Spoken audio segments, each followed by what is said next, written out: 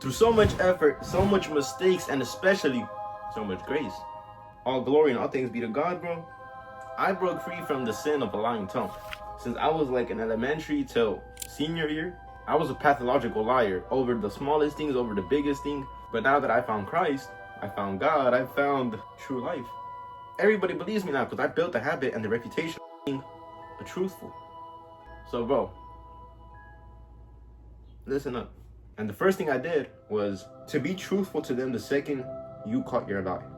Imagine you got a cup of water in your hands and you slip and water falls on the ground. You're not gonna be like, I'm gonna just get up and leave the mess on the ground.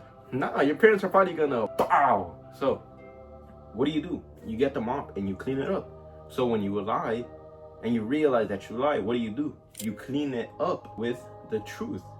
Because, bro, most of the time we don't realize we lied until after we lied. So when you just lie to someone, bro, be honest to them. Just be like, never mind, hold on, wait, I lied. Here's the right answer. Because that's going to build the habit of telling the truth. Because right now, you're trying to get rid of the habit. But you don't get rid of a habit, you replace the habit. And you add on to the habit. But the correct way to do it, if you're still a liar, which you are, which is why you clicked this video, is lie, if you did, like by accident, lie, realize you lied, and then tell them you lied. Because that's going to build the habit of telling the truth. And when you do this consistently, eventually it's going to get to the point where you just start speaking the truth. But you got to make sure that you're truthful in every little thing. Because if you're not faithful in those little things, bro, they're not going to believe you in the big things. Number 2, accepting your consequence. Because when you actually take accountability for your mistakes without hesitation, without putting up a fight, without arguing, literally like turning yourself in, other people start to believe you. And look, I'm not like a theology guy, a historian guy or anything like that, but there's something historians call, which is the criterion embarrassment. And this just means doing something or saying something that gives you no gain, but actually low-key does worse for you because it's the truth. For example, Jesus, people use the criterion of embarrassment with him because they were like, if the Christians, the early Christians who worshipped him, called him the Messiah and held him as a high person, why would they give him a death that was reserved for embarrassment and for lowly people like slaves and servants? They get no gain from this. If anything, they get made fun of for worshiping a dead man. So the fact that they said this makes people believe that, oh man, he's actually telling the truth. Because if he has nothing to gain, why would he lie? So if it's your fault, like actually your fault, take accountability for it and people will start to trust you more, and your honesty will keep going up as well.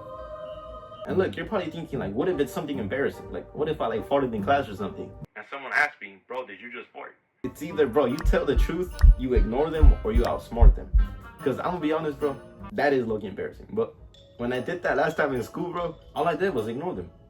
Being silent isn't telling a lie. According to the Catholic Church, being silent is not a lie.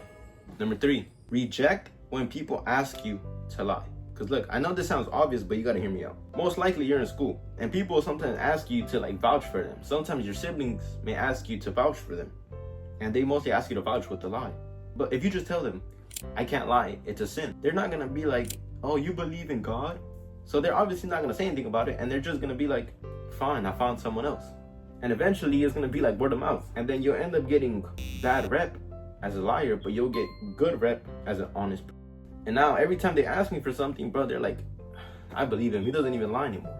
And I know that's what you want, so y'all gotta follow these, all right? And number 4, be patient and trust the process. Because like I said in all the previous steps, I did it consistently. I did it with faith, I did it with patience. And soon people will catch on to it. And the track record that's subconsciously in their head is gonna be like, he's an honest person. Believe what he's saying. You just gotta keep going, keep praying, and just be patient. But at the same time, bro, if you like backstab somebody, if you like betrayed someone, if you like broke the code with someone, I'm not gonna cap your code, but if they actually respect themselves, they probably will push you away. And it'll low-key be a miracle, bro, if they actually started to trust you again. By the way, I truly believe that you'll be interested in the link in the description if you watch this far. The link is in the description. Once again, bro, thank you for watching and God bless you.